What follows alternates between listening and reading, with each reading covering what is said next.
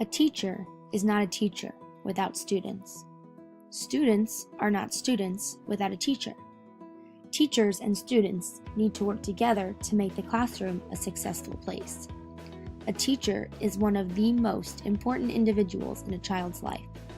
As teachers, we teach children the basics of counting and writing and reading, but more importantly, we teach them how to use social skills.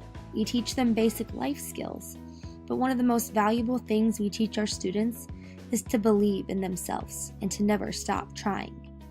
I believe in never giving up in myself or in a student. A quote by Rita F. Pearson states, "Every child deserves a champion, an adult who will never give up on them, who understands the power of connection and insists that they become the best they can possibly be." It's as simple as that, or is it? If a child is struggling, do we let them continue to struggle, or do we rush over to do everything in our power to help them learn? If we're frustrated, do we take it out on the child and make them pay for our problems, or do we stay calm and work through it together? As human beings, we have instincts to give up whenever we can't figure something out. But when it comes to our students, we have to try our best to make students believe in themselves as well.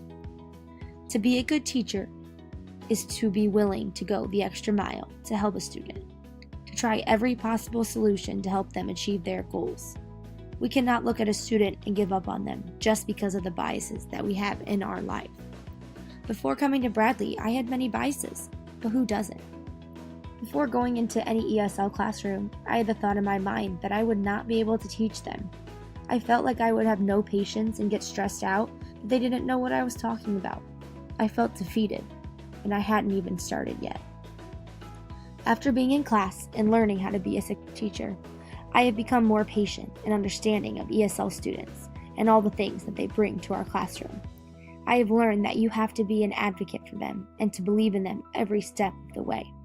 If they don't understand, you have to keep teaching the concept until they get it. We have to be their motivation to keep moving forward. We have to tell them that it will all be okay and that we will not give up on them no matter what. Being a teacher means you're pushing the child to achieve their goals and their aspirations with everything you have. Telling a child that you will never give up on them is something that all children want to hear. If you are having a rough day and are not understanding a concept, a teacher must make sure they make time out of their day to help them accomplish whatever they are doing. When I was younger, if I was told, "I give up on you, you cannot do this," then I would have felt defeated and dumb.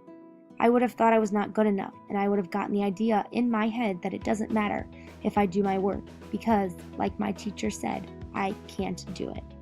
Whenever I hear a student say, "I can't do this," I get an achy feeling in me.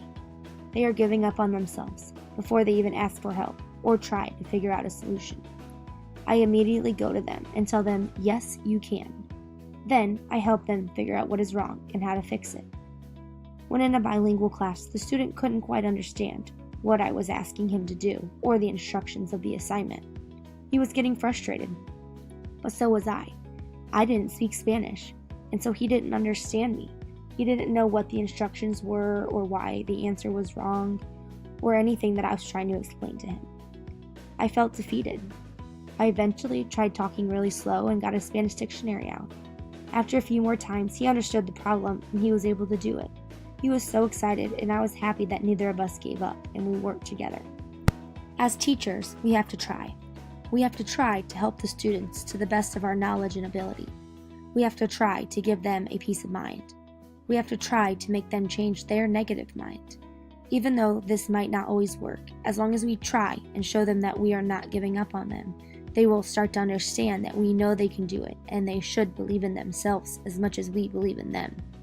From observing other teachers and interviewing students on their different cultures, I feel as if I have grown immensely when it comes to teaching ESL students.